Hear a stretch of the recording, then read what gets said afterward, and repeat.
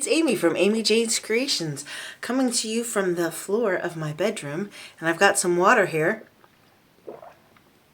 because, as you can hear, I got a little cold. I'm a little bit under the weather. I have so many whips to show you. I have finishes to show you. I have starts and finishes to show you. And I have fun things to tell you about. So first of all, let's just talk about the elephant in the room. This is that quilt that I finally completely finished quilting and binding for my daughter. This is the second time I had to quilt this quilt and make this quilt because the first time, see all this black fabric? I used a cheap fabric and it literally disintegrated. It was disintegrating. And so I had to take it all apart, take all these little pieces apart, buy quality black fabric, recut all the pieces, resew all the pieces, resew everything all together, baste it, and then finally quilt it. And it sat basted for probably a month because I was just so frustrated to think, oh my gosh, now I got to quilt this thing all over again. But I did it, and she is super happy. And again, I cannot tell you guys enough. Spend the money. If you ever want to get into quilting or sewing, spend the money on good quality fabric so that you do not have to do what I have to do and make a quilt a second time. What a hassle. What a hassle. Quality fabric, people. Okay, I've got some finishes I'm going to show you. These are my ornaments that I got in a prize. I won at the very first Stitch West. They had a live, and I watched the live. I love Deb and Kev from Snug Harbor Crafts, and I watched that live, and I just thought, oh my gosh, they look like they're having so much fun. I so wish I could be there, but I couldn't. And they had a drawing, and I won their retreat patterns from Little Stitch Girl. They sent me the patterns and enough floss to do this first wreath, which I thought was very lovely. Thank you again. And I finally stitched up the other two. This one has been finished for a couple of years. I finally finished up the other two and then fully finished all three of them into little ornaments. Aren't they so adorable? To cut out the circles, I used my Cuttlebug and my dies to cut some cardstock, thick cardstock, several layers. I used the Vonna Pfeiffer's tutorial for the cording. And I am very, very happy with how those came out. And then I had 3 start and finishes since we last talked.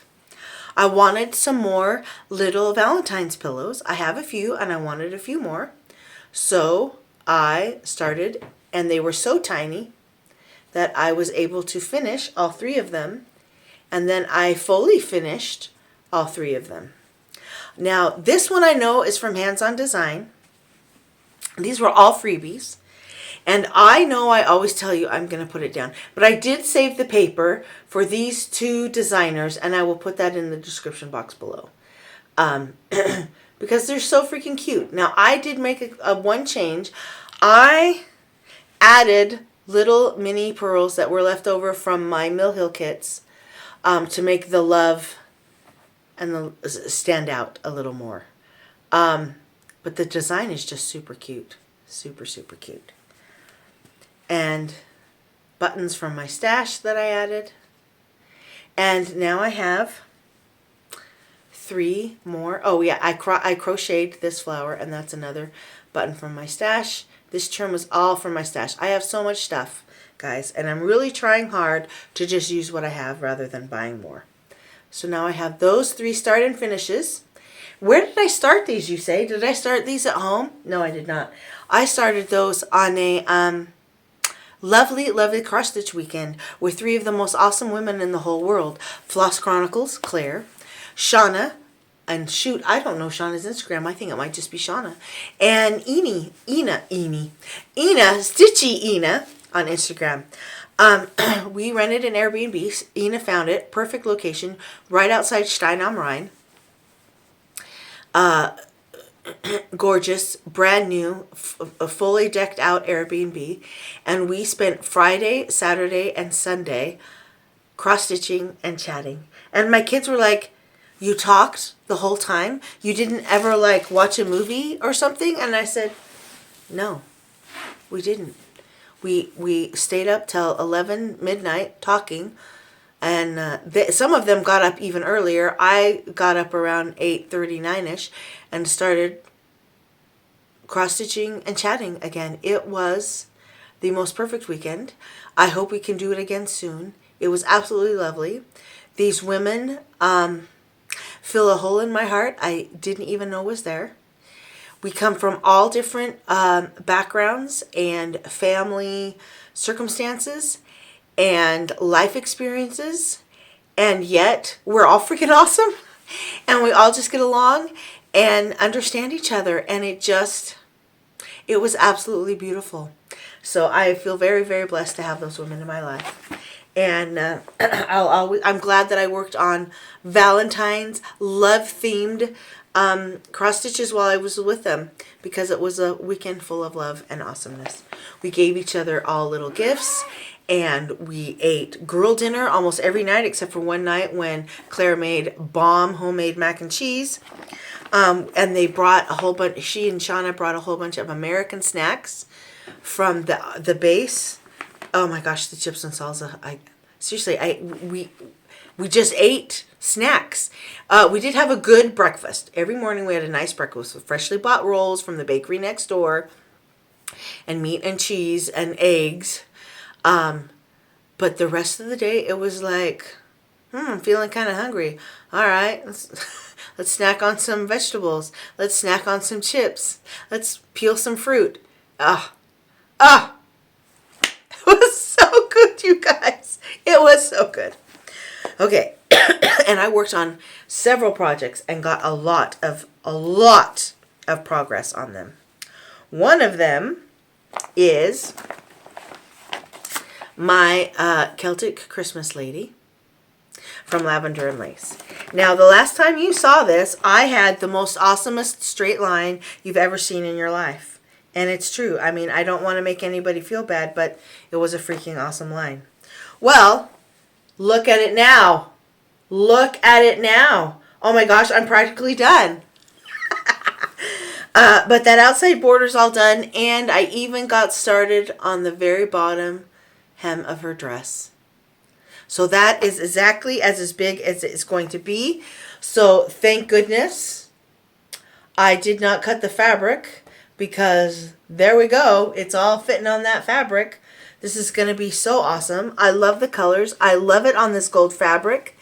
And even though this bottom had a whole bunch of color changes, what I found really helped was, one, we were in this apartment. There was no kids, there was no nothing. So I just laid out all the colors that I needed on the table, and I would just do one, do as many as I can until I got to a point where I was like, oh, I'm going to have to count more than I'm comfortable with. And then I switched to another color and filled that all in and just kept going and going and going. And it actually was not that difficult, not that confusing.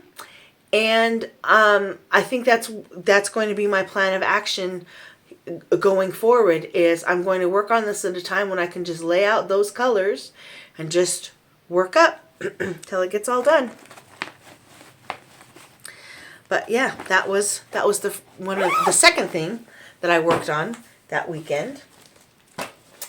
The third thing is this Daren Jones pattern.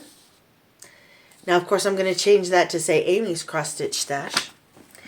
I am not totally convinced that I love these colors, but I'm also too lazy to pull out everything I've already done, and I'm just going to go with it. I'm just going to go with it. I kind of feel like I should have changed these greens to a teal, but you know what? Sometimes it's good to do things that you're not totally sure about.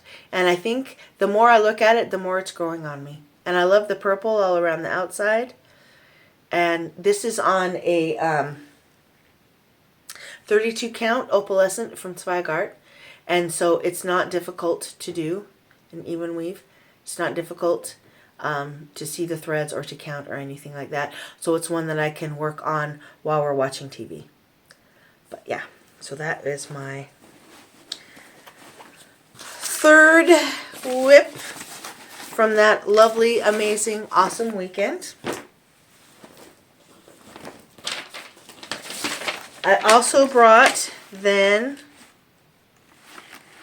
did I do this there? I'm pretty sure I did. Maybe I did it in the train on the way back home. But these are my So Jolly Stitchy ornaments from EricaMadeDesigns. They're all quilting and sewing themed. And I completely finished the little iron. And then I did this little adorable layer cake, or, you know, a cake made out of stacked fabrics, bolts of fabric. Very, very cute. That one was already finished. These are going to be super fun. I think I'm going to have just as much fun fully finishing them on those tiny little tart pans that I found as I am cross-stitching them, but I love it. The last thing I worked on over the weekend with my awesome ladies is this. This is by Helena Kowalczyk. Cross Stitch for You is her Etsy store name, and it's called Magical Signpost. And it is, as you can see, lots of different fantasy books included in there. Books and or movies. And I got a pretty good start on this. This is on a self-dyed 36 count linen. And because it is so dark, and because it was a 36 count and then I dyed it, it is pretty tight. I need to only work on it during daylight hours. It's not a sit and watch TV and cross stitch. But still, I got a good start, and I'm very happy with it. And I chose to do it on the dark because I wanted to look like the signpost was in the evening. So that's what I did. All the called for colors. And I'm going to fill in those signposts. When they're all done, I'll just fill them in all together. That was what I brought to my most amazing, fantastical stitchy weekend with the best women in the world. And so then when I was home, I worked on a couple other things. One of them, this one I worked on before I went on the weekend, actually. I'm showing them out of order, so sorry. I apologize. I have a tiny bit more backstitch to do, but that is the first letter in my Stitcher's alphabet from Brooke's Books Design. This is free on her website. A for Erin sweater. And again, I used leftover beads from my Mill Hill kits, Mill Hill kits, and this is going to be so cute. I'm doing all the letters all together on this, and this is a 36 count Aida, natural Aida.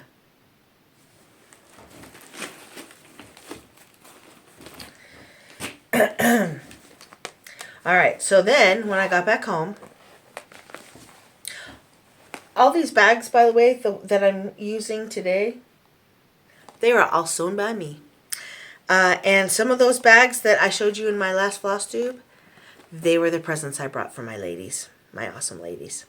So I really don't have as many projects going as it looked like because I didn't use all those bags. But here's my start. These are the patterns that Snowflower Diaries and Vintage Tulip Designs, Dance of the Edelweiss and Edelweiss Forever, the Biscornus, that they designed for Stitch Basel. And then XJU dyed the fabric and the floss. And so I got a little start on those because I want all my Stitch Basel stuff to get made. They're too cute not to have finished. from Stitch West, I have another little Stitch Girl design. And if you remember, I won the fabric and all the floss and the finishing frame for this at Stitch West, and I was super happy. So I went ahead and started, and there is I got the whole outside frame done, if you'll see that. I am definitely start the frame first because it gives me a reference of where to put everything else in the pattern. And this is Under the Sea fabric, my first Under the Sea fabric, and it is a 32 count London Fog. It's quite beautiful. It doesn't have much modeling on it, but it's nice and it's a beautiful color, and it's a really it's the same with XG Designs. It's soft because it's been dyed, but it's not floppy. I have used floppy linen before on some projects I was finishing for my mother, and it was the absolute freaking worst because I had to use a hoop, which I learned how to cross stitch using a hoop, but I do it all in hand anymore, and so having to go back to a hoop was very cumbersome and kind of annoying, but it was so floppy I couldn't hold it in my hand. And so I really appreciate that those dyed fabrics, that they are soft but not floppy. Good soft. And then the last project I've been working quite a bit on is by Piccola Parigi Designs. I solemnly swear I'm up to no good.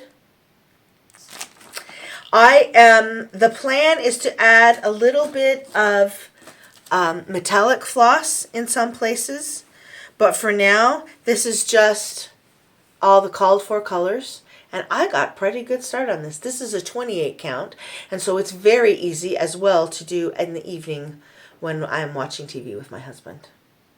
And so I'm thinking I might add like a little gold film, just a one line as backstitch around this, but I'll wait until I get completely done before I decide if I need to do that or not. This is going to be quite a big project. I estimate it's going to come down to about here. I have this huge giant piece of fabric that I have not cut yet. I'm fine with it being huge. And way down here, I've got a star that I started, and then I realized this is not enough room, so I abandoned it, and that's way down on the bottom. But yeah, I'm just leaving it for now. And those are all the projects that I have worked on this month and this thing. And I think that was a super productive month. I still have a couple whips, like my haunted library and something else that I didn't touch. But again, I worked on this quilt. So I think in February, my plan, which I have no rules and nothing written down, is to touch all my projects for at least 2 days, so that each one gets a little bit of love. And that's kind of going to be my plan going forward for the whole rest of the year.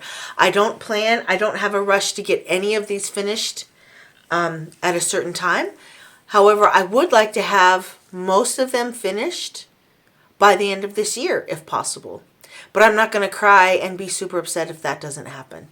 But these are things that I really wanted to get done, and so I've decided just go ahead. I'm normally a monogamous girl, but this has been kind of fun to have lots and lots of change and to have different projects for different time periods. When I'm sitting in the hospital with my daughter who's getting an MRI on her wrist, by the way, everything's fine. They just wanted to be sure that it was healing correctly after she broke it, because she was still having quite a bit of pain once the cast got removed. I could work on the Solemnly Swear because it was nice and big and easy. And I was at a point where I didn't really need to look at the pattern. So that was great. And again, I have other projects where I'm watching TV at night with my husband and I can work on those. And then I have other projects where it's like I want to sit in my craft room and watch some Flosstube and really really get down to business. I have projects for those. And they're all things that I super happy am enjoying with, and that I can't wait to get done and either be able to gift or put up in my home. So those are my plans. And again, my other plans are I am, in the background, I am decluttering my entire house. I try to do that every year. I didn't do it last year because I was in too much of a funk. But I have started this year. I got rid of so many fabric scraps. My daughter was so proud of me. I went through my closets and drawers and got rid of a bunch of clothes. And I'm going to just go through each section of my house and get rid of things, decide, I hold on to a lot of stuff because someday I might use that. And as inspiration, I like to watch an episode or two of Hoarders on YouTube and then go, okay, yeah, don't want to be like those people. Let's see what else we can throw away. And it is easier to clean when you have less stuff. And the house just feels more breathable and more enjoyable when there is not, eye is not constantly distracted from bunches of stuff anywhere.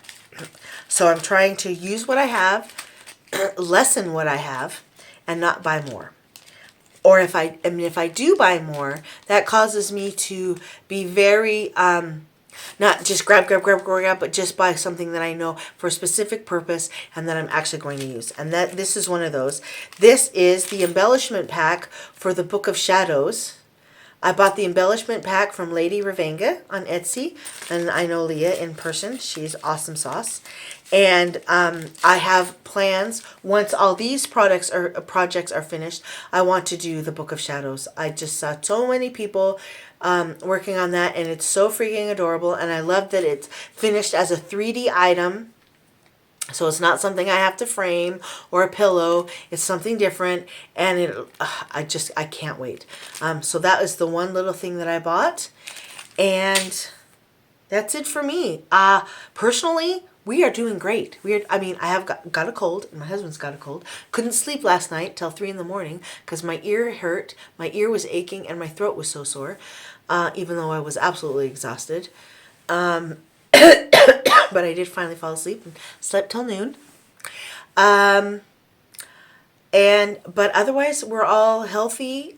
A cold is one thing, but like when I was with my daughter in the hospital getting her MRI, and as we were leaving, I said to her, every time we have to come in the hospital for like a checkup or, for something like this, I'm always so thankful that we are here for a short visit to get a cast on the arm, to get a cast taken off the arm, to get an MRI for something, not a brain tumor or anything horrible, just to look at your bones to be sure they're healing.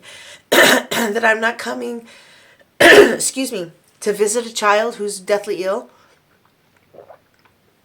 That I'm not in the hospital because I'm deathly ill. It's been years and years and years since I needed to go to the hospital. And the last one was to get my gallbladder removed years ago, it was probably 14 years ago. And I'm just so thankful because I know that that's a reality for a lot of people, is that regular hospital visits are just a thing that they have to kind of schedule into their life because it happens so often. So I'm always so thankful for that. And I also, with my kids, things are a lot better. I finally come to the realization, I had the epiphany, that some of my children may be rejecting some of my values, some of the things I've taught them, some of the life lessons that I thought were very important, that I still think are very important. They've rejected that. But that what they have not rejected is me or my husband. They absolutely love us. Absolutely love us. And I'm choosing to concentrate on that. That they've not rejected me. That they still want me in their lives. They still want me to be a part of their lives. And to be appreciative of that. And concentrate on that. And enjoy it while it lasts. And hopefully it lasts for forever. And yeah, that's really helped me be more positive about everything that's has happened in the past. So yeah. All right. That's me. Onward and upward. Thank you again. I have a few new subscribers. Hi to everybody. And hi again to all my awesome people. I will see you in a month. And hopefully I'll have lots more progress to show. I'm super happy with what I had this month. So hopefully we can keep that going. All right, everybody. Bye.